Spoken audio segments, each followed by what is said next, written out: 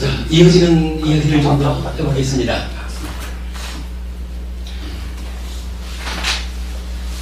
예, 참 제가 유능한 법사이지 못하다라는 것이 이렇게 자꾸 표가 나는데, 저는 사실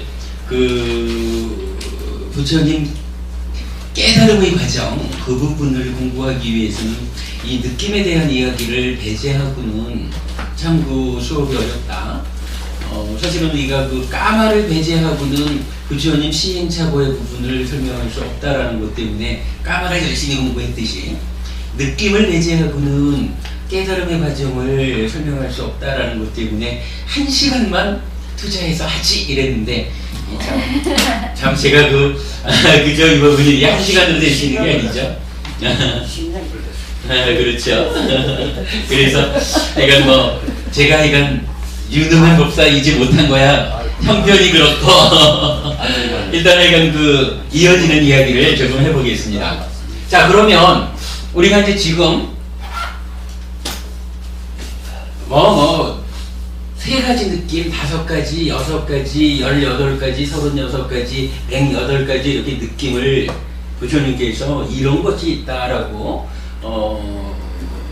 따지자면 이런 나열을 해주셨다 이렇게 본다면, 그 나열된 전체적인 것은 다 그냥 3가지, 5가지, 6가지는 대상을 감각해서 받아들이는 과정, 여기까지를 몇 가지로 구분해 주셨구나. 그리고 18, 36, 108이라는 것은 뒷부분, 행위에 의한, 행위가 만드는 느낌, 이 부분을 설명하셨구나. 우리가 이렇게 이제 이해했잖아요. 그러면 지워버렸으니까 그냥 이제 간단하게 보자면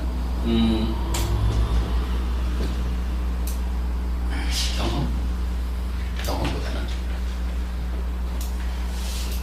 감각이라고 하죠. 감각해서 약간 경험하는 느낌이 있다 하고 행위의 느낌이 있다, 이렇게 이제 구분을 해보죠.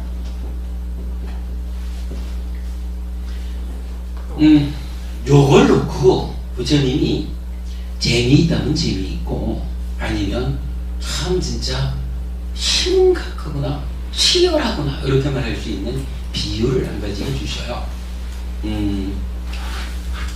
한번 읽어볼까요? 화살경이라는 경전인데, 비구들이여, 배우지 못한 범부도 즐거운 느낌을 느끼며 괴로운 느낌을 느끼며 괴롭지도 즐겁지도 않은 느낌을 느낀다.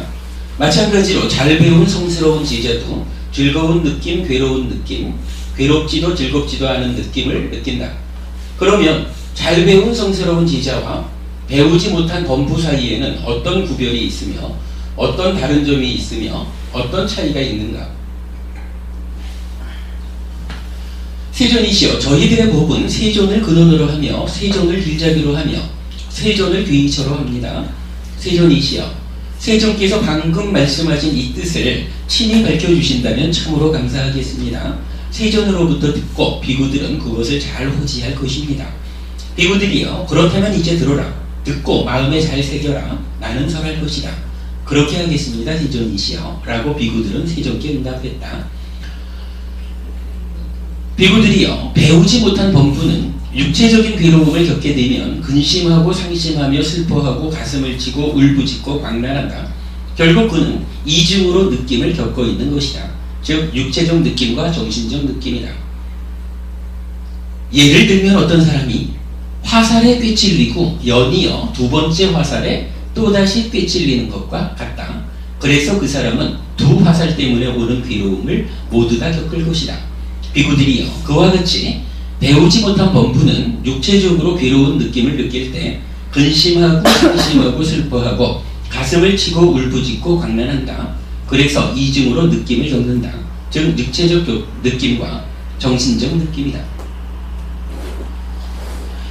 살아있는 한 우리는 마음이 몸과 더불어 살아가죠. 이게 부정될 수는 없죠. 마음이 몸과 함께하지 않는 상태는 불교적으로 설정될 수 없죠.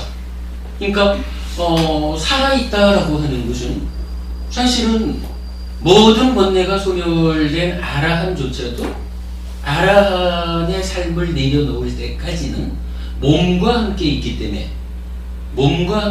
때문에 몸을 원인으로 생겨나는 느낌, 괴로움은 겪어야 되는 거죠. 뭐 이제 우리가 몸과 함께 그러니까 마음이 몸과 더불어 살아야 된다라고 하는 이 현실 때문에 하여간 몸 때문에 생겨나는 느낌은 반드시 오는 것이다 이 얘기죠. 그래서 이렇게 말하는 거예요. 자, 육체적 느낌, 안입이 설신 이렇게 말했나요? 그러니까 육체적인 느낌이 즐겁거나 괴롭거나 둘 다 아니거나 불고불락 이렇게 온다 이거죠. 그리고는 부처님은 이거를 화살에다가 비유를 했다는 거예요. 일단 느낌이 느껴졌다. 요거 첫 번째 화살을 맞은 것이다.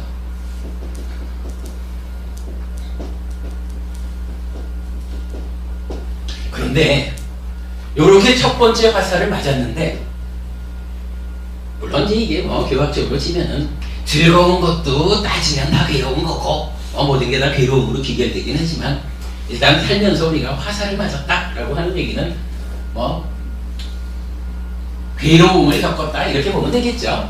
괴로움을 겪었는데, 자 이렇게 표현을 해요. 육체적인 괴로움을 겪게 되면 근심하고 상심하고 슬퍼하고 가슴을 찌고 울부짖고 강난한다. 화살을 맞고는 어떤 행위를 하느냐? 어떤 행위를 하느냐 하면은 따지자면 잘 모르는 거예요. 그냥 내가 화살을 맞았구나. 화살을 맞은 요 상태, 여기에서 오는 괴로움, 요거 무상한 것이요. 뭐 요렇게 보지를 못하고 맞았구나. 아이고 아파라 하고는 아이고 아파라 하고는 어떻게 행위를 하느냐 이거예요. 그냥 거기서 행위를 그렇게 설명한 거예요. 근심하고 상심하고 슬퍼하고 가슴을 찌고 울부짖고 강난해. 여기서 어떻게 보면 뭐 근심한다 슬퍼한다 뭐 이런 것이 다 행위에서 이어져 오는 괴로움 이렇게 이제 표현을 이해를 할 수도 있겠지만은, 지금 여기에서 말하는 것은 결과적으로 생겨나는 괴로움 요거 말고, 내가 몸과 말과만으로 예를 들어서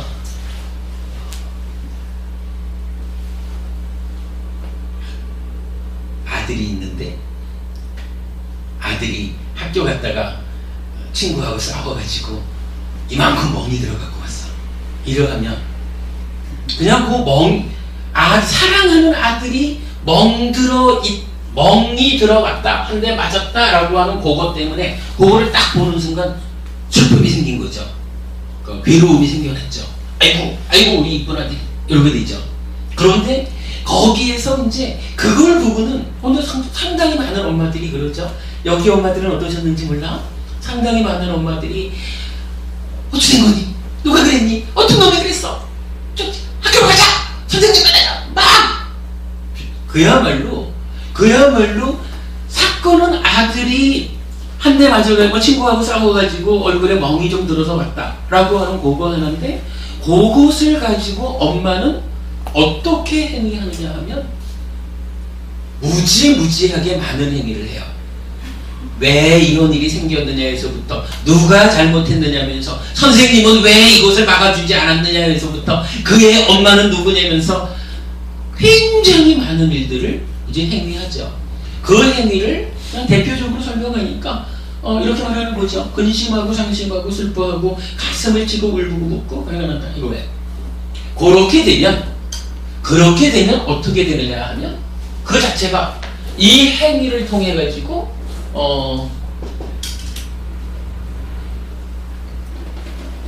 나는 아들이 싸워가지고 얼굴이 퉁퉁 부어 멍이 들어가지고 왔으니까 그걸 어떻게 좀 아들 편에서 이래야지만, 그렇게 이리 뛰고 저리 뛰고 하는 행위의 결과는 어떻게 되냐 하면, 결국은 그 행위 과정에서 내가 병이 드는 거예요.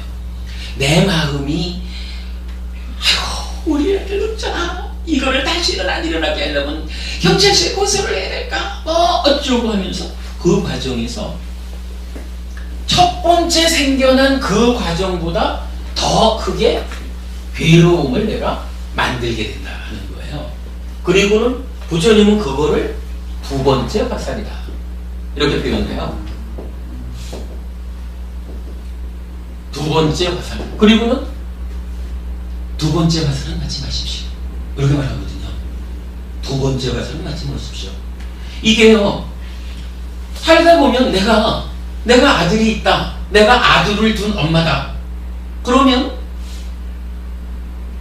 내가 아무리 아들을 잘 단속을 해도 뭐 사회가 이러고 또 고만한 나이에서는 웬만하면은 서로 뭐 투닥투닥 치고 받기도 좀 하면서 크는 거고, 뭐 그런 사회에 이렇게 공개되어 있기 때문에 그냥 친구랑 싸워가지고 멍이 좀 들어올 수도 있어요. 그러면 그 상태에서 지가 고만한 나이대에 있고 고만한 나이에서 그냥 뭐 왕따 당하지 않고 친구들하고 어울리고 있다 보니까 그런 일이 생겨났구나. 이런 일이 다시 생겨나지 않게 하려면 그렇다고 아이를 방치하는 건 아니죠. 다시는 멍들어오지 않게끔 내가 할 수 있는 일은 무엇일까? 뭐 이런 노력 자체를 하지 말라는 건 아니죠.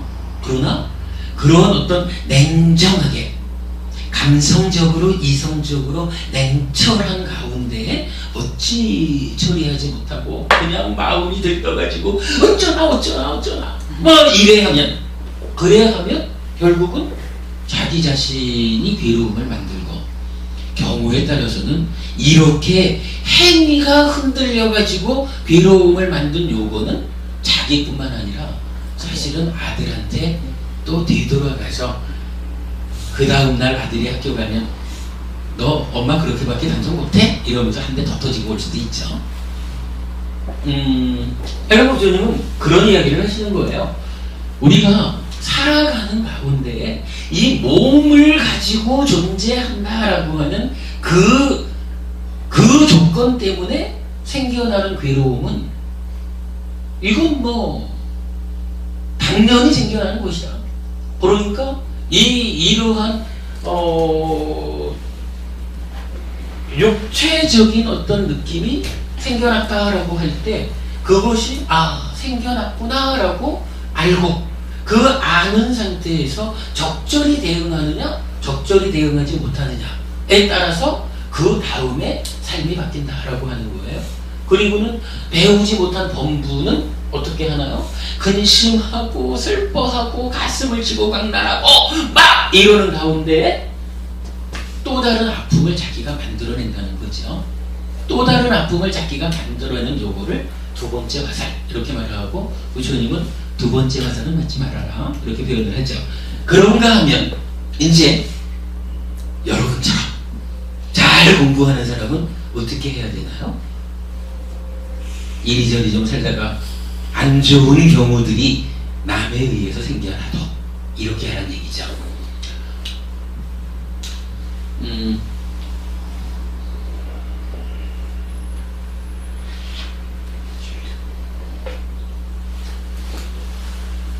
그러나 잘 배운 성스러운 제자는 육체적으로 괴로운 느낌을 겪더라도 근심하지 않고 상심하지 않고 슬퍼하지 않고 가슴을 치지 않고 울부짖지 않고 광란하지 않는다. 그는 오직 한 가지 느낌, 즉 육체적 느낌만을 경험할 뿐이며 결코 정신적 느낌은 겪지 않는다. 비구들이여, 예를 들면 어떤 사람이 화살에 맞았지만 그 첫 번째 화살의 연이은 두 번째 화살에는 맞지 않는 것과 같다. 그래서 그 사람은 하나의 화살로 인한 괴로움만을 겪을 것이다. 비구들이여, 그와 같이 잘 배운 성스러운 제자는 괴로운 느낌에 접하더라도 결코 근심하지 않고 상심하지 않고 슬퍼하지 않고 가슴을 치지 않고 울부짖지 않고 강란하지 않는다. 그는 오직 한 가지 느낌, 즉 육체적인 느낌만을 경험할 뿐이다. 이렇게 말하는 거죠. 잘 배운 제자들은 참으로 우리가 살아간다라고 하는 것은 마음이 몸과 더불어 살아가는 이러한 현실 가운데 몸을 조건으로 하여 생겨나는 것들이 있기 마련이다. 이러할 때에 내가 기왕에 생겨난 이 현실을 바르게 보지 못해서 이제부터 이리 뛰고 저기 뛰고 왕저왕 근심하고 슬퍼하고 가슴을 치고 깡깡하고 이렇게 대응하면 또 다른 괴로움을 내가 만들어서 겪게 된다 라고 이 부분을 분명히 보는 거죠. 그러고는 이 부분에 대해서 이러한 현상이 발생했습니다. 이러한 것은 조건 지어진 것입니다 라고 그 본질을 이해하는 거죠. 그리고 거기에 대해서 그렇다고 이게 대응하지 말라는 말은 아니죠. 그냥 바보처럼 일방적으로 당하십시오 이런 얘기를 하는 것은 분명히 아니고요. 이게 화살을 맞았다, 괴로움이 생겨났다 라고 할 때 자기 중심을 놓치고 어쩔 줄 모르는 붕 뜬 상태에서 행위해가지고 또 다른 괴로움을 만드는 것은 어리석은 자들의 일이라면, 현명한 자는, 잘 배운 제자는 이제 그 상황을 보고 그러나 자기의 중심을, 내적으로 자기의 중심을 분명하게 잡아가지고 그 현상을 있는 그대로 보는 거죠. 그래서 있는 그대로 보는 가운데 이러한 상황이 생겨났다. 내가 어떻게 대응해야 할 것인가. 아이가 학교 가서 싸웠는지 일방적으로 얻어맞았는지 혹시 왕따 당한 것은 아닌지 얼굴에 멍이 들어왔다. 이러한 상황을 내가 어떻게 이해하고 어떻게 대응해야 할 것인가를 막 들떠가지고 근심하고 슬퍼하고 가슴을 치고 이렇게 대응하지 않고 냉정하게 있는 그대로를 지켜볼 수 있는 그렇게 대응해 나가면 그러한 행위는 그 행위의 결과로 이어지는 괴로움을 만들지 않는다. 그거죠? 그런 행위는 괴로움을 만들지 않는다. 요거 뭐라 그래요? 두 번째 화살을 만들지 않는 거죠. 두 번째 화살을 맞지 마십시오 라고 하는 거죠. 그러니까 그림으로 보면은 이제 여기가 네이처에서 느낌 쑥 하고 찢다가 몸과 말과 만으로 행위해서 괴로움의 소멸을 만듭니다 라고 하는 메커니즘상에서 첫 번째 화살이라는 것은 네이처에 의해서 생겨나는 경험으로의 라포 불거블라이다. 여기는 내가 몸과 더불어 살아있는 삶이 현실적으로 겪어야 하는 일이다 라고 하는 부분을 우리가 이해해야 되는 거죠. 물론 우리가 살아가면서 열심히 노력해서 돈도 벌고 열심히 운동해서 몸을 건강하게 만들고 이러는 것은 사실은 이렇게 해서 발생하는 첫 번째 화살을 가능하면 작은 화살을 받자. 여러 의미로 볼 수 있겠죠. 그런 노력을 여기서 첫 번째 화살이야 몸과 더불어 살아가면서 안 맞을 수 있나요? 이런다고 해가지고 내가 맞아야 되는 화살의 그 강도를 줄이는 이런 노력을 하지 말라는 얘기는 아니에요. 분명히 이쪽에서 맞아야 되는 화살의 강도를 줄이는 것도 내가 살아가면서 아무래도 큰 화살을 직접 꽉 꿰뚫리는 것보다야 바늘 같은 화살에 콕 찔리고 마는 게 낫겠죠. 분명히 이쪽 첫 번째 화살을 잘 대응해서 약하게 맞는 것도 중요하죠. 그러나 어떤 형태로든 화살을 몸이 있기 때문에 맞아야만 한다 라고 하는 그 화살을 맞았다라고 하는 그 상태를 놓고 부처님은 말하는 거죠.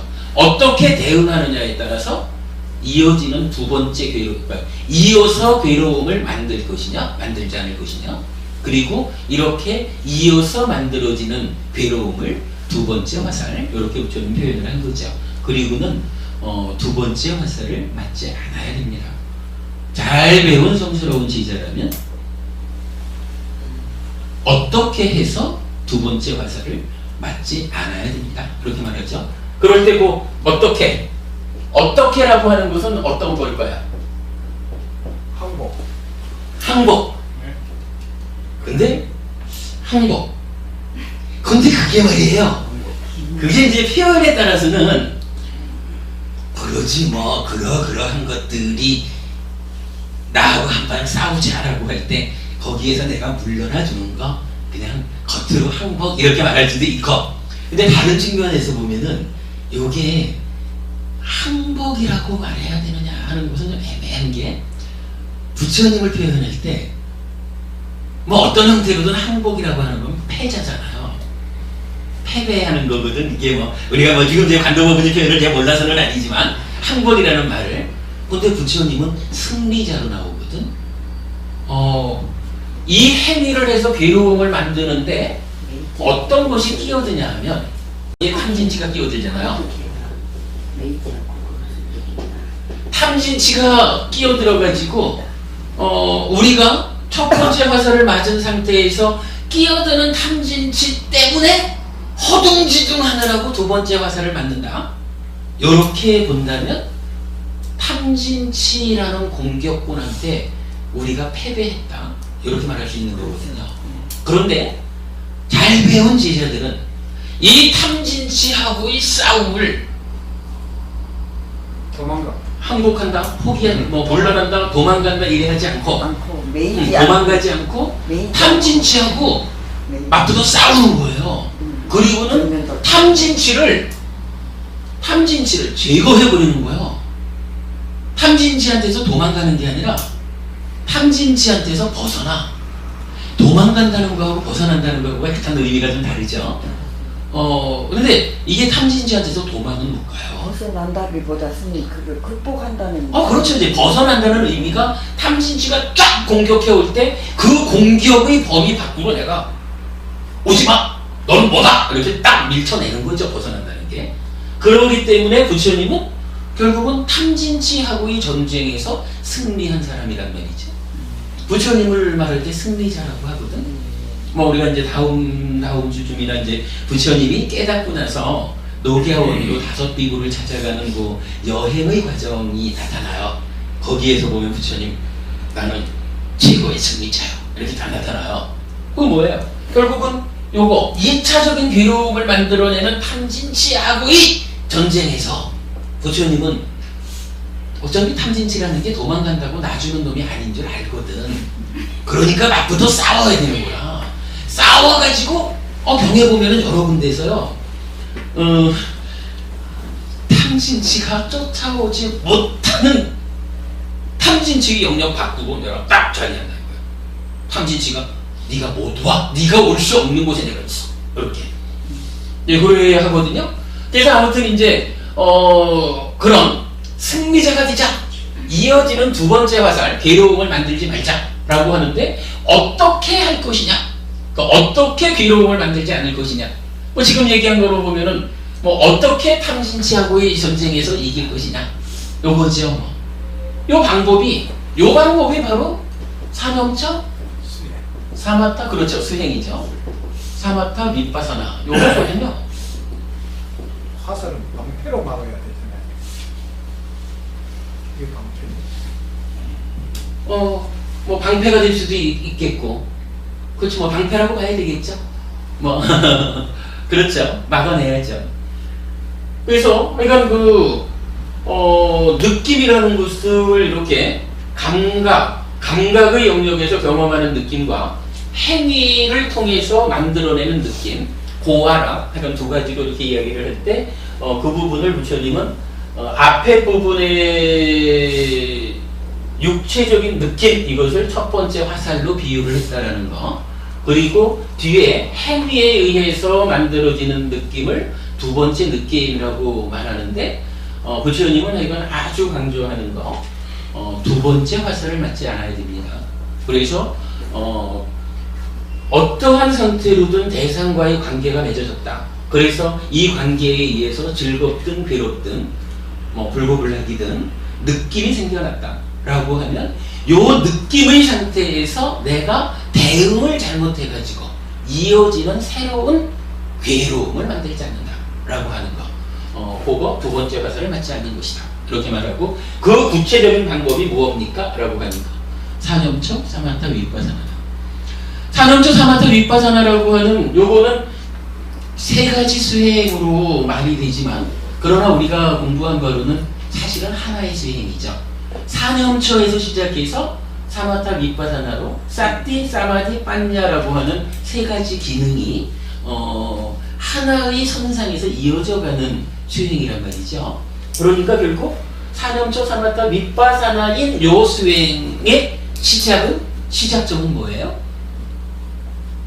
악답비 점퍼전어 사띠마 이렇게 표현되지만 결국은 알아차리는 거죠. 사띠하는 거죠. 화살이 딱 맞았다 하면 화살 맞은 줄 내가 딱 백짜리 화살을 맞았구나 라고 딱 알아차려가지고 요 백짜리 화살을 맞은 상태에서 내가 어떻게 대응할 것인가, 요 화살에 내가 어떻게 대응할 것인가, 요렇게 화살 맞은 줄 알아차려가지고 대응해 나가는 그게 바로 사념초 사마타 윗바사나 하는 이제 수행인 거고, 우리가 일상의 삶에서 알아차림을, 그러니까 싹띠를 놓치면 안 됩니다 라고 말하는 게 바로 두 번째 화살을 맞지 않아야 되기 때문에, 싹띠를 놓치면 나도 모르게 허술모든 대응하다가 두 번째 화살을 이어지는 괴로움을 만든다 이거죠. 해방 부처님은 요 두 번째 화살을 맞지 말라라고 하는 이야기를 굉장히 강조하죠. 요거 여러분 그러면 지금 이제 이야기하는 요 어떤 분위기 이런 걸로 보면 두 번째 화살을 맞지 말라라고 하는 요 얘기가 얼마 전에 우리가 알아본 이야기 중에 한 가지랑 좀 유사한 느낌을 주는 게 있는데, 혹시 여러분 뭐 두 번째 화살을 맞지 말라라고 하는 요 말씀과 좀 연결되는 어떤 이야기 생각나는 거 없으세요?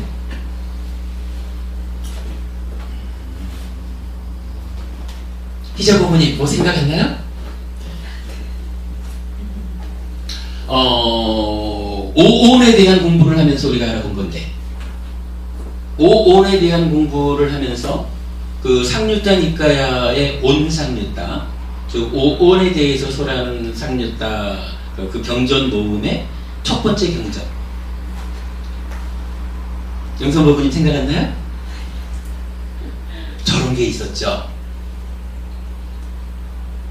부처님, 제가 이제 늙어가지고 부처님 배로도 잘 못 오고 스님들 배로도 잘 못 옵니다. 부처님 한 말씀 해주세요. 그랬더니 부처님이 뭐라고 한마디를 하시거든. 그랬더니 사리부타 존자한테 쫓아갔더니 사리부타 존자가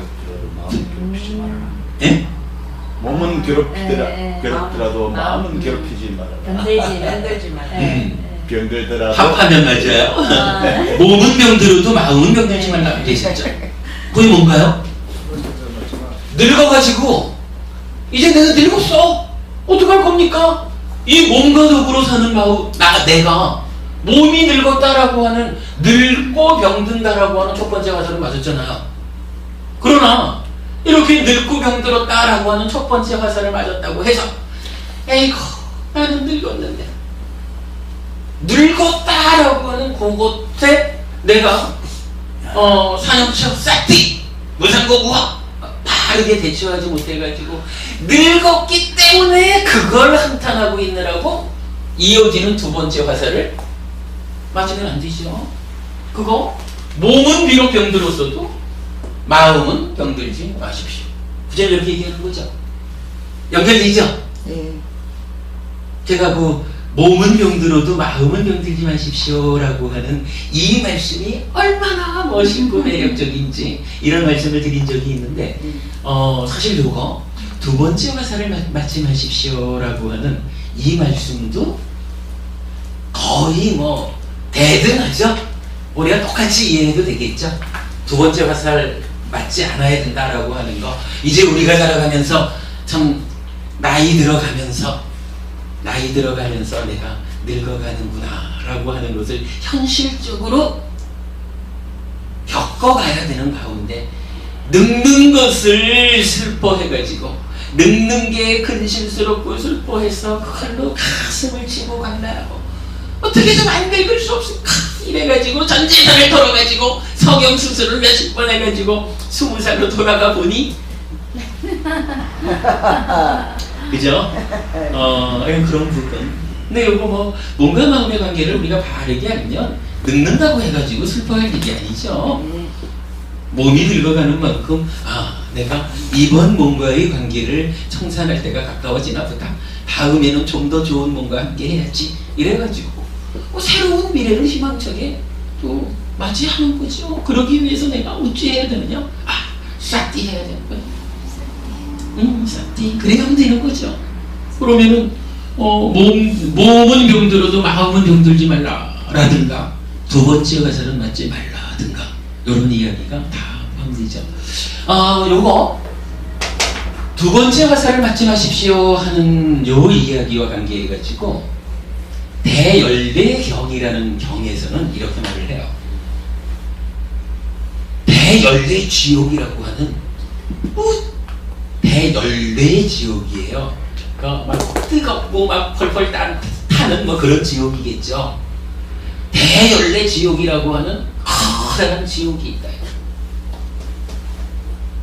그러면 부처님, 그 대열대지옥보다 더 크고 두려운 다른 지옥이 있습니까? 다른 열대가 있습니까? 그러니까 부처님, 있다. 대열대 지옥보다 더 크고 두려운 또 다른 열대가 있다 라고 말하면서 이 자리를 우리가 행위를 통해서 만드는 여러한 비로 이 자리를 대열대 지옥보다 더 크고 두려운 열대 이렇게 표현을 해요. 여러분 교재에 280페이지 한번 보셔요.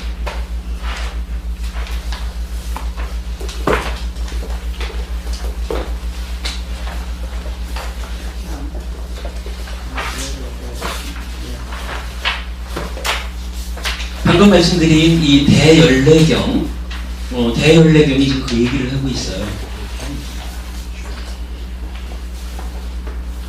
자, 280페이지에는 그림이 있고 281페이지에는 경전을 올려봤거든요. 비구들이요, 대열대라는 지옥이 있다.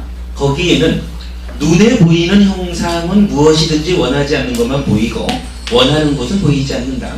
좋아하지 않는 것만 보이고 좋아하는 것은 보이지 않는다. 마음에 들지 않는 것만 보이고 마음에 드는 것은 보이지 않는다. 참 이거 참 무서운 얘기예요. 집에 가가지고 수경버부님 댁에 가셨는데 댁에 가시면은 뭐 가족부터 이렇게 이제 있을 거 아니에요. 그런데 딱 집에 갔는데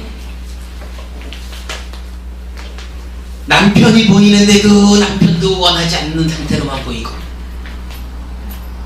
원하는 사랑스러운 남편으로는 보이지 않고 아이들이 있는데 아이들도 좋아하지 않는 상태로만 보이고 좋아하는 상태로는 보이지 않고 온통 요렇게 부모님의 삶이 이루어진다면 부모님 집에 가기 싫을 거예요. 그죠? 당연히 싫을 거예요. 그런데 그렇게 살아가는 사람도 있다는 거겠죠. 그리고 부처님은 그런 삶, 여기서 이제 뭐 눈에 보이는 이랬지만은 이어가지고 눈, 귀, 코, 혀, 몸, 만어, 즉 6가지 감각기관을 다 말하잖아요. 이렇게 감각되는 모든 것, 즉 몸으로 경험하는 모든 것, 첫 번째 화살, 이게 그냥 100% 나쁜 것만 있다는 거예요. 요런 세상이 있다는 거예요. 그리고 그 세상을 대열대 지옥, 이렇게 부처님이 말하는 거예요. 그죠? 여기서 대열대 지옥이 있다. 거기에는 이렇게 표현하는 거죠. 세구버부님 그렇게 살면 안 되겠죠? 네. 그죠? 그렇게 살면 안 되죠? 절대 안 돼. 그죠? 절대 안 되는 거예요. 이건 진짜, 이건 사실 되고 안 되고의 문제가 아니라, 만약에 수경버부님 문제가 아니라 지장형 버부님이 만약 그렇다 이러면은 지장형 버부님 살기 싫을 거예요. 그죠? 그런 삶이 바로 지옥의 삶이라는 거거든. 그죠? 갈랐어요. 하여간 그런 삶이 지옥이다 이렇게 말하는 거예요. 지옥이야 그 자체가. 그리고 이렇게 말씀하시자 어떤 비구가 세존께 이렇게 여쭈었다. 세존이시여, 이 열매는 참으로 큽니다. 세존이시여, 이 열매는 많은 두려움을 줍니다. 세존이시여, 그런데 이 열매보다 더 크고 더 많은 두려움을 주는 다른 열매가 있습니까? 비구여, 이 열매보다 더 크고 더 많은 두려움을 주는 다른 열매가 있다. 세존이시여, 그러면 어떤 다른 열매가 이보다 더 크고 더 많은 두려움을 줍니까? 비구들이여, 어떤 사문이든 바라문이든 이것이 괴로움이다 라고 내지 뭐 사성제를 있는 그대로 꿰뚫어 알지 못하는 자들은 태어남으로 인도하는 행위를 기뻐하고, 늙음으로 인도하는 행위를 기뻐하고, 죽음으로 인도하는 행위를 기뻐하고, 수비 고우내로 인도하는 행위들을 기뻐한다. 그들은 태어남으로, 늙음으로, 죽음으로, 수비 고우내로 인도하는 행위들을 기뻐하기 때문에 태어남으로, 늙음으로, 죽음으로, 수비 고우내로 인도하는 행위들을 계속해서 짓는다. 그들은 계속해서 짓기 때문에 늙음, 태어남, 늙음, 죽음, 수비 고우내의 연례에 굽힌다. 연례에 굽힌다라고 하는 거 그런 얘기죠. 저기 예를 들자면 족발집에 족발이, 그 족발은 그래도 생명이 없는 거니까 정말 다행이지만, 그죠? 족발집에서 족발을 예. 기름에 그 튀긴다 그래야 되나? 이건 뭐 족발을 삶습니다. 삶죠. 그래, 삶죠. 족발을 삶죠. 그 족발을 그 뜨거운 물에서 수십 시간 삶잖아요. 이게 그 족발이 생명 없는 거니 말이 망정이지, 만약에 우리 보고 거기 들어가가지고 죽지도 못한 채 몇십 시간을 삶아줘라 그러면은 이거 상상하면 안 되죠, 이런 경우. 그런데 그래서 그렇게 얘기하는 거예요. 뭐 그러하기 때문에 그들은 태어남과 늙음, 죽음과 수비 고운에로부터 수비 고운의 연례에 굽힌다. 가서 그냥 수십 시간 삶아지고 있다. 그런 괴로움을 겪고 있다. 이렇게 얘기하는 거예요. 그들은 태어남과 늙음, 죽음과 수비 고운에로부터 해탈하지 못하고 괴로움으로부터 해탈하지 못한다고 나는 말한다. 이러면서 결국 이 얘기가 뭐예요? 사성제, 고진멸도 사성제를 모른다. 이거 달리 말하면은 사념처 사마타 윗바사나라는 수행을 통해서 내 삶을 제어하지 못한다. 이런 얘기죠. 이렇게 싹대하는 삶을 살지 못하면 어떻게 되느냐? 내가 거기서 태어나고 늙고 죽고 수비고운해라고 하는 이런 괴로움으로 그 연례에 가서 삶아짐을 당한다. 이런 이야기예요. 그런데 이러한 그 가서 내가 삶아진다라고 말하는 이거를 그 앞에서 뭐라 그랬냐 하면 처음에 감각하는 이 자리에서 100% 나쁜 것만 감각하는, 이러면 안 된다 그랬잖아요. 100% 나쁜 것만 감각되는 이런 대연례 지옥보다 더 크고 더 많은 두려움을 주는 그 연례가 어디냐라고 하니까 바로 싹디하지 못하는, 살아가면서 싹디하지 못해가지고 계속적으로 행위를 통해서 두 번째 화살을 맞는 새로운 괴로움을 내가 만들어서 아파하는 이러한 삶이 바로 대연례 지옥보다도 더 크고 더 두려운 그런 연례다. 이렇게 우신을 하시는 거예요. 대표적으로 그러니까 아까 관도부님은 사무량심 하셨지만 사무량심이 아니고 사성제. 여기서 이것은 괴로움이다. 이 얘기는 그러니까 고진멸도 사성제에 대해서 우리가 말하는 거죠. 고진멸도 사성제에 대한 알을 통해서 내 삶을 제어하는, 그거와는 달리 말하면 그 자리가 바로 사념처 사마타 윗바사나라고 하는, 달리 말하면 팔정도라고 하는 괴로움의 소멸로 인도하는 바른 길, 요거죠. 바른 도닦음. 한마디로 말하면 우리가 살아가는 매 순간순간 싹디하면 두 번째 화살을 피해가지고 괴로움을 겪지 않을 거고, 대연례 지옥보다 더 큰 지옥에 빠지는 그런 아픔을 면할 것이고, 싹디하지 못하면 그냥 나도 모른 채 성내고 욕심내고 성내고 뭐 이런 삶이 이어지면 바로 두 번째 화살을 맞아서 대연례 지옥보다도 더 큰 연례에 빠지는 그런 아픔을 겪게 된다. 이렇게 말하는 거죠. 요 얘기, 이건 이런 이야기로는 간단한 이야기지만 꼭 기억하기로 합시다. 네. 두 번째 화살을 맞지 맙시다. 몸은 병들어도 마음은 병들지 맙시다. 대연례 지옥보다 더 크고 더 많은 두려움을 주는 그러한 연례에 빠지지 않도록 합시다. 한마디로 말해서 매 순간순간의 삶에 싹디합시다. 얘기죠. 예, 요거 우리가 놓치면 안 되겠고요.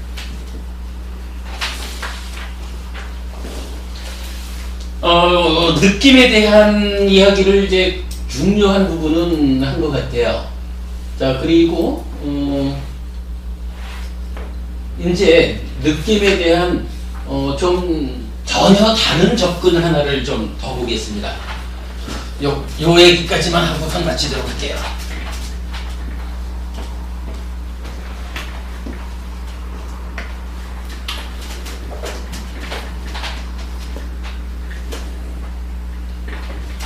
자, 느낌에 대한 이야기를 하면 기본적으로 느낌, 수 이러면서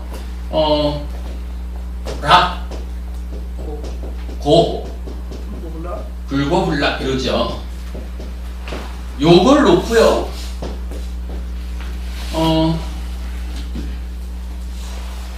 부처님 제자 중에 이제 우다인 전자라고 하는 분하고 그 당시 이제 뭐 목수라고 번역하는 분도 있고 건축사라고 번역하는 분도 있는데 반짝깜까라고 하는 집 짓는 사람, 건축가 하고 간에 대담이 있어요. 그래가지고 이제 이렇게 얘기하는 거예요. 우다인 존자가 반짝깜까 건축가한테 그 부처님은 세 가지 느낌이 있다라고 말씀하셨습니다. 이러거든요. 그러니까 반짝깜까 건축사가 뭐라고 말하냐 하면 에이 스님 그거 아닙니다. 부처님은요 느낌이라는 것은 낙과 고 하셨습니다. 요거 불고불락이라고 하는 거 요거는요 이게 저기 뭐 너나 나나 다 느끼는 그런 느낌이 아니고 자 뭐라고 표현을 하냐 하면 전자 우다인이요 세존께서는 세 가지 느낌에 대하여 설하지 않고 두 가지 느낌 즉 즐거운 느낌, 괴로운 느낌에 대하여 설했습니다. 존자요 그 괴롭지도 즐겁지도 않은 느낌이라는 것은 고요함을 성취한 자에게 최상의 즐거움이라고 세존께서 설하신 것입니다. 이 얘기는 뭐냐 하면 웬만해서는 다 낮고 두 가지 요 두 가지 느낌으로 삽니다. 요 불고불락이라고 하는 것은 잘 수행된 사람에게 수행의 성과로서 수행의 과실로서 생겨나는 느낌입니다. 그러니까 느낌을 세 가지라고 말하면 안 됩니다. 이 얘기는 말할 수 있어요. 어떻게 보면은 수행된 사람한테 생기는 거라고 해도 어쨌든 그런 느낌도 있다. 아무튼 부처님은 세 가지로 말했다. 이런 주장도 맞는 거고. 그런가 하면 스님 그냥 우리들 얘기를 했으면 좋겠습니다. 스님 빼고 뭐 이러면서 우리들한테는요 우리 수준에서는 불고불락이라는 느낌은 사실은 없는 겁니다. 그거는 스님처럼 수행이 잘 되신 분들한테만 생겨나는 느낌입니다. 뭐 이렇게 이제 말을 한 거죠. 근데 요걸 가지고 우다인 존자, 우다인 스님하고 반짝깜까 건축가하고 둘이 합의를 못 보는 거예요. 합의를 못 보고는 이제 부처님한테 간 거라. 가가지고 부처님 우리가 지금 이런 이야기를 하고 있습니다. 누가 맞습니까? 이러니까 부처님 대답이 재밌어요. 둘 다 맞다. 둘 다 맞다 이러는 거예요. 그러면서 이제 말씀하시기를 나는 여러 가지 방편으로 법을 설한다. 우리가 좀 전에 108방편 경을 봤잖아요. 그럼 거기서도 느낌 이러는데 느낌을 두 가지, 세 가지, 다섯 가지, 여섯 가지 뭐 이렇게 여러 가지로 말하잖아요. 그러니까 부처님이 어떠한 것이든지 필요한 자리에서 필요하게 말합니다. 뭐 이렇게 말할 수가 있죠. 그 자리에 어떤 상황에 어울리는 답을 주자라고 하면 두 가지로 말할 수도 있고 세 가지로 말할 수도 있고 이렇게 되는 거죠. 부처님은 그래서 두 가지 다 맞다. 나는 필요한 대로 그렇게 방편적으로 설명을 했기 때문에 틀리다라고 보지 마라. 그거 가지고 서로 싸우지 마라. 이렇게 말을 하셔요. 그러면서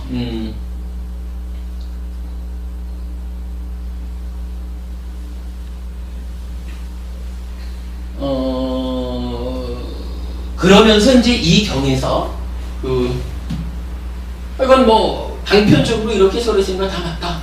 그리고는 자 즐거움이라는 것이 있는데 즐거움에는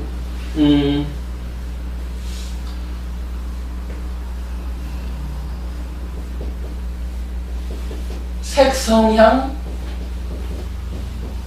미적 요 5가지를 우리가 이제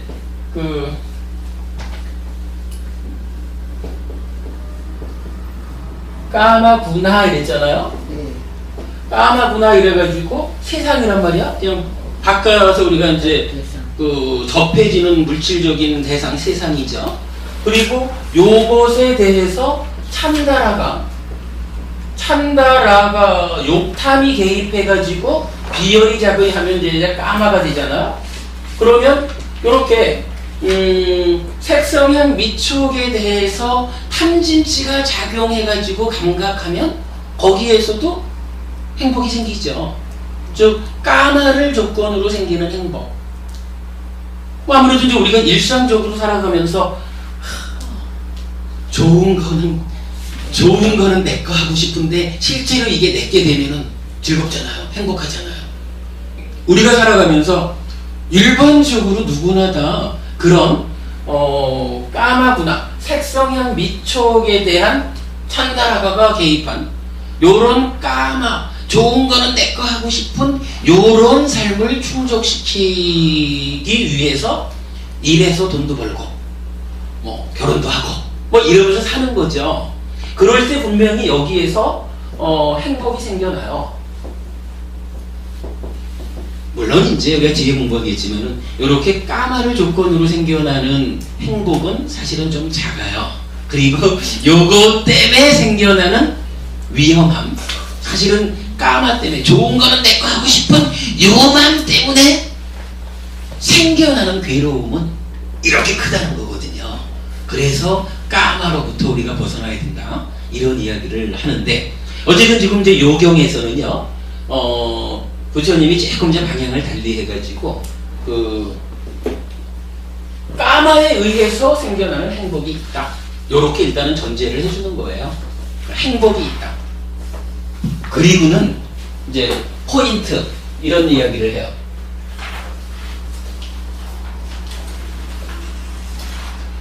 자, 아난다요. 이러한 5가지 까마를 조건으로 즐거움과 기분 좋음이 생겨나는데 이것이 까마의 즐거움이다. 이렇게 이제 요 얘기를 하고, 아난다요. 만약 어떤 사람이 그것이 무살미 체험하는 최상의 즐거움과 기분 좋음이다 라고 말한다면 나는 그것을 인정하지 않는다. 그것은 무슨 까닭인가? 아난다요. 그 즐거움보다 훨씬 아름답고 탁월한 다른 즐거움이 있기 때문이다. 아난다요. 어떠한 것이 그 즐거움보다 훨씬 훌륭하고 탁월한 다른 즐거움인가?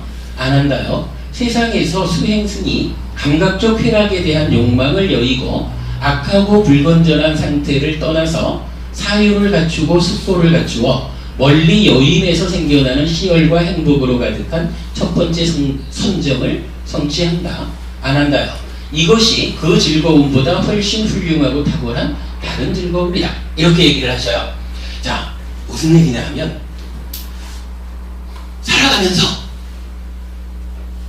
보기 좋은 거 내 거 하고 싶고, 듣기 좋은 것만 듣고 싶고, 좋은 냄새만 맡고 싶고, 좋은 맛만, 그러니까 맛있는 것만 먹으면서, 또 하여간 부드러운 감촉만, 뭐 요렇게 하여간 물질적으로 좋은 것만 내가 감각하면서 살고 싶다. 그리고 그러한 희망이 달성되는 만큼 행복이 느껴지죠. 그런데 만약에 누군가가 말입니다, 요거 까마구나에 대해서 까마 요렇게 해서 생겨나는 행복이 있는데 요게 최고입니다 라고 누군가가 말한다면, 자, 이렇게 말했죠. 그것이 무쌈, 즉 중생, 우리들이죠.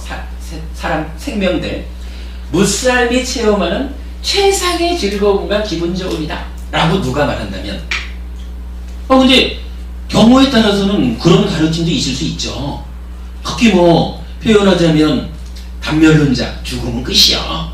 뭐 윤회하는 게 있고 뭐 이런 사람들 입장에서는 사실 마음의 문제에 대해서 그렇게 크게 그 관심 두지 않으려 하거든요. 어차피 몸 죽으면 끝인데 뭐 몸으로 만나는 세상과의 관계에서 좋은 거면 최고지. 이렇게 말하는 사람들 있잖아요. 그러니까 사람들이 오개도 지키지 않고 도둑질을 해서라도 좋은 건 내 거 하려 하고 하는 게 다 그런 데서 생겨나는 거죠. 그래서 하여간 어떤 사람이 요런 까마에서 얻어지는 행복이 최고다 이렇게 말한다 하면 이제 부처님은 나는 그것을 인정하지 않는다. 그거 최고라고 할 수 없다. 이렇게 말하는 거예요. 그거 최고라고 할 수 없는데 그러면 왜 그러냐 하니 그 즐거움보다 훨씬 아름답고 탁월한 다른 즐거움이 있기 때문이다. 이렇게 표현을 해요. 여기서 이제 제가 이런 그 키워드 이렇게 쓰는 게 훨씬 훌륭하고 탁월한 다른 즐거움이 있다. 요 얘기거든요.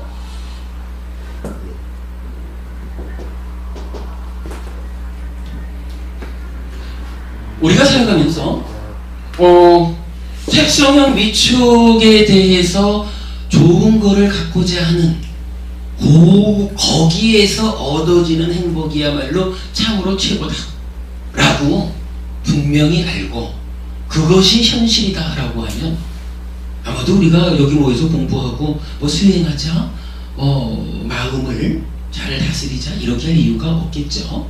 그런데 부처님은 바로 그 부분에 대해서 지침을 주는 거예요. 그렇지 않습니다.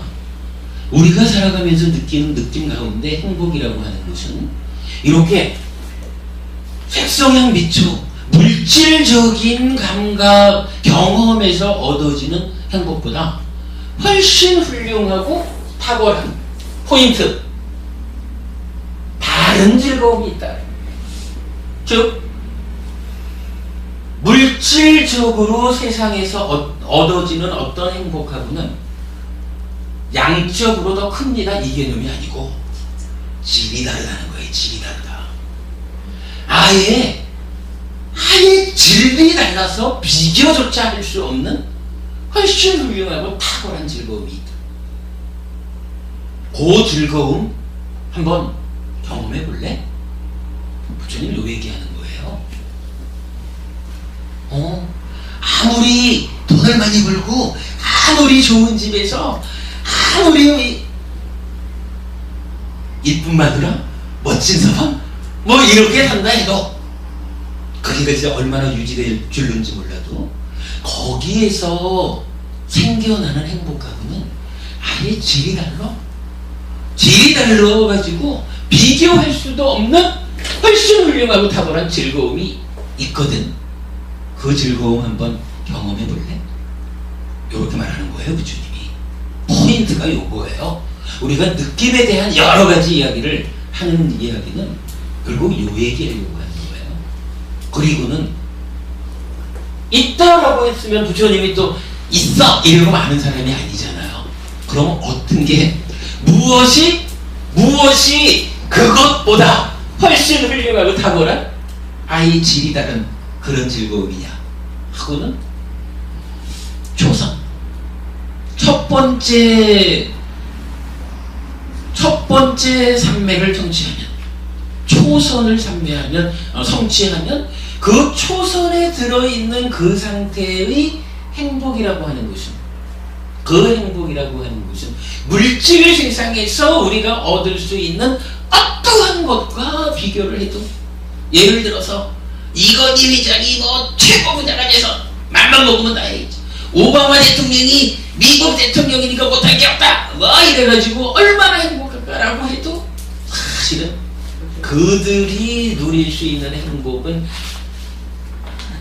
이게 이제 양적으로 비교할 수 있는 게 아니니까 이게 뭐 발가락에 때만큼도 안 돼 이렇게 말할 수도 없어요. 그거는 벌써 양적인 비유잖아요. 발가락에 때만큼도 안 돼 이러는 거는 그렇게 비교할 수도 없는 아예 내용이 달라. 그런 행복, 그런 즐거움이 초선에 들면 느껴진다는 거예요. 초선이라고 하는 상태가 와, 삼배에 들기 위해서 힘들게 써야 되는 노력하는 과정이 쉽지는 않겠죠. 그러나 그 과정에서도 행복이 일어나고 초선을 성취했다라고 할 때의 그 행복이라고 하는 것은 이건 훨씬 훌륭하고 탁월한 다른 즐거움이다 라고 밖에는 부처님도 표현하지 못하는 그런 행복의 상태다 라고 말하는 거예요. 그리고는 이어가지고 이제 다시 말을 해요. 초선의 그 행복이 있는데 그 초선의 행복이야말로 최고다! 라고 누가 말한다면 나는 그거? 부처님 그거 인정할까요? 나는 그거 인정하지 않는다 이래요. 왜냐하면 그 초선보다 더 좋은 상태가 있다는 거예요. 그 상태가 뭡니까? 제2선 두 번째 선정이 있습니다. 이렇게 말하는 거예요. 그리고는 거기 가서 또 그래. 그게 최고라고 하면 나 인정 못해. 왜? 제3선 세 번째 선정이 있어. 그게 최고라고 해도 나 인정 못해. 제4선이 있어. 그게 최고라 해도 나 인정 못해. 이제 무색계로 올라가가지고 공무면처를 성취해서 머물면 그때의 행복이라는 것은 제4성의 행복과도 비교할 수 없이 훨씬 훌륭하고 탁월해. 달라. 이렇게 말하는 거죠. 그 위에 신무변처, 무소유처, 비상비비상처, 그리고 아예 중생세간을 넘어서는 상수멸, 그리고 경험이라는 수와 내적인 개입이라는 상과 수가 소멸한 상태라고 하는 상수멸이라고 하는 중생세간을 벗어난 최고의 어떤 경지가 있죠. 그 경지까지를 부처님이 반복해서 설명하는 거예요. 이것이 최고라고 하면 나는 인정할 수 없어. 그보다 더 높은 훨씬 더 훌륭하고 탁월한 행복이 있어. 이래가지고 상수멸까지를 부처님 설명하고요. 요 경에서는 그렇게 그 훨씬 훌륭하고 탁월한 즐거움의 개념으로 상수멸까지를 부처님이 쭉 반복해서 설명을 해요. 그리고 그럼 이제 이렇게 보면 상수멸의 상태가 그러면 최고겠네. 이렇게 우리가 이제 이해할 수 있지만, 그러나 또 다른 경전에서는 최종적으로 해탈해서 아라한을 성취한다, 열반을 성취한다 이러면 그 열반의 상태라는 것은 우리가 해탈락 이렇게 표현을 하고, 뭐 경우에 따라서는 아예 느껴지는 게 없는 상태 뭐 이렇게도 표현을 하지만 그때야말로 비로소 최고의 행복이다. 자, 이렇게 이제 설명을 해요.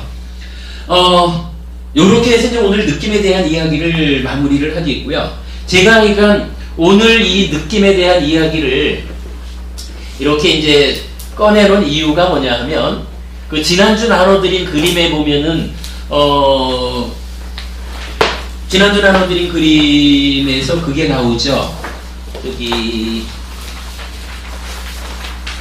출가 이루 깨달음까지의 과정, 여기에서 오른쪽에 보면 이제 세 가지, 그러니까 시행착오라는 것이 다 깨달음을 성취하는 길이 안 되기 때문에 깨달음을 위한 다른 길은 없을까? 이래 하면서 깨달음을 위한 다른 길로 사선과 삼명, 네 가지 선과 그 세 가지 지혜가 나타나는데, 요때에 이제 그 제일 오른쪽에 있는 박스에서 이런 말이 나타나죠.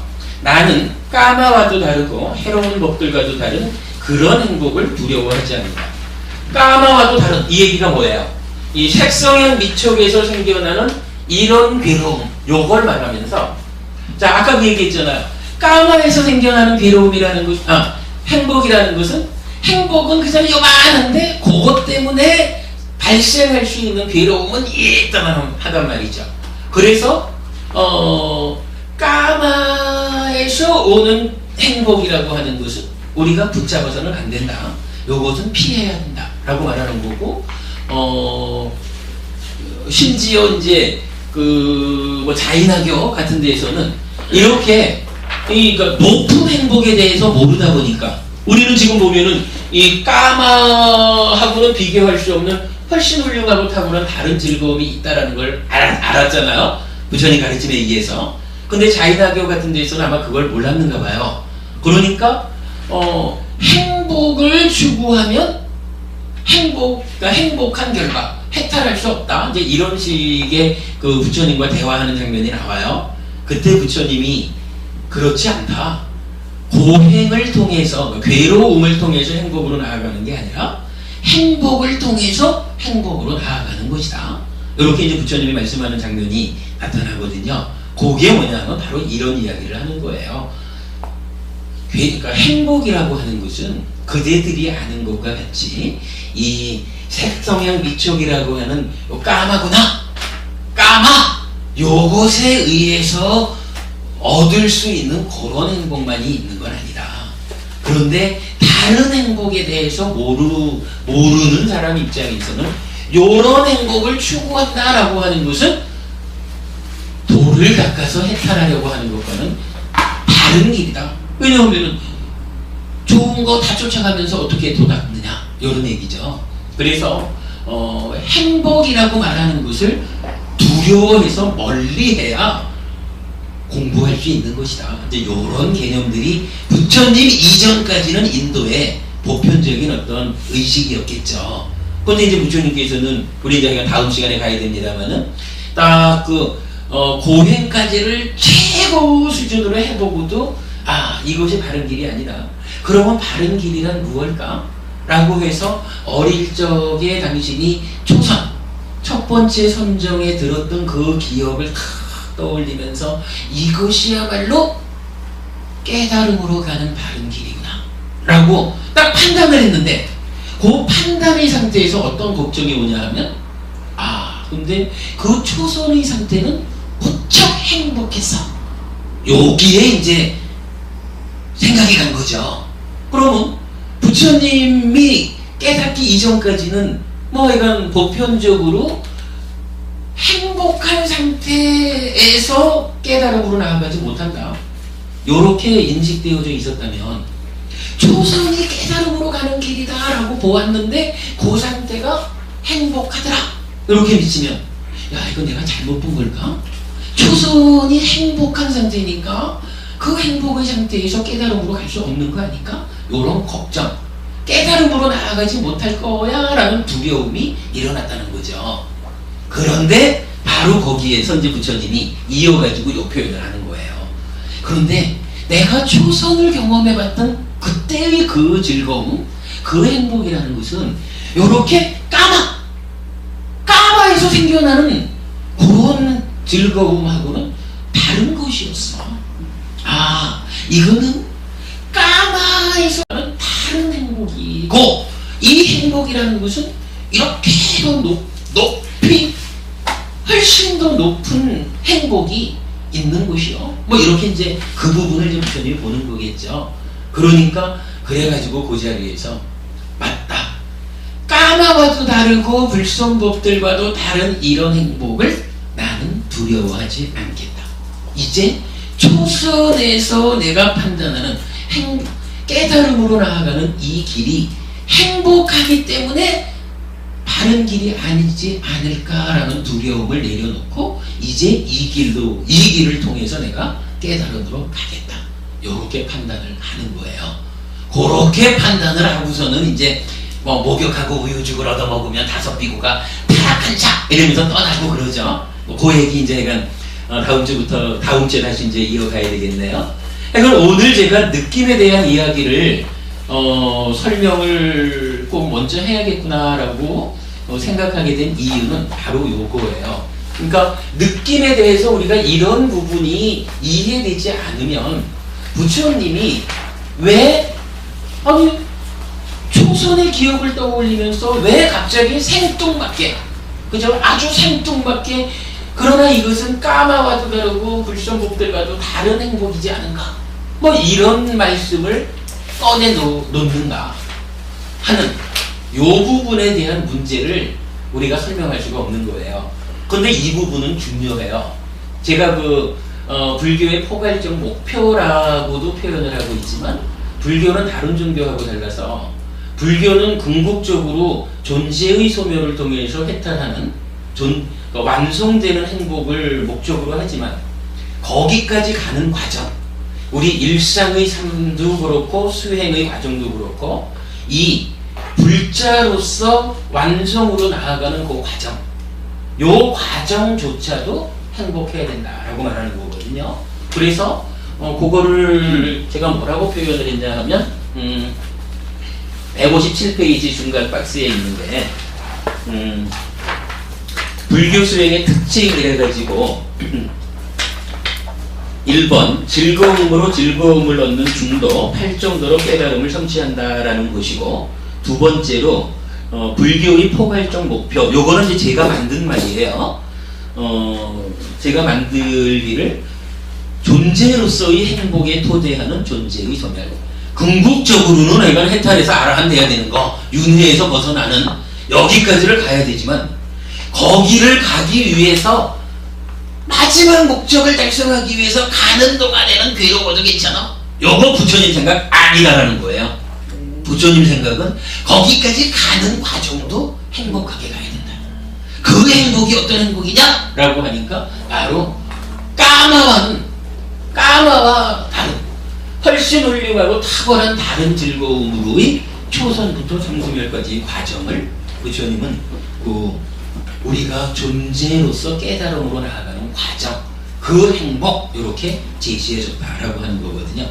그러니까 이 부분을 설명하기 위해서 제가 이런 느낌 이야기를 1시간만 하려고 했는데 오늘도 또 실패하고 몇 시간을 한 건가요? 3시간 가까이를 해버렸네. 어쨌든 오늘 23주 수업은 이렇게 느낌에 대한 공부를 하고 깨달음으로 나아가는 바른 길을 이해하기 위한 준비를 했다. 그렇게 정리를 하겠습니다. 이렇게 마치겠습니다. 잘 배웠습니다. 너무 어려웠나요, 오늘 공부? 네, 오늘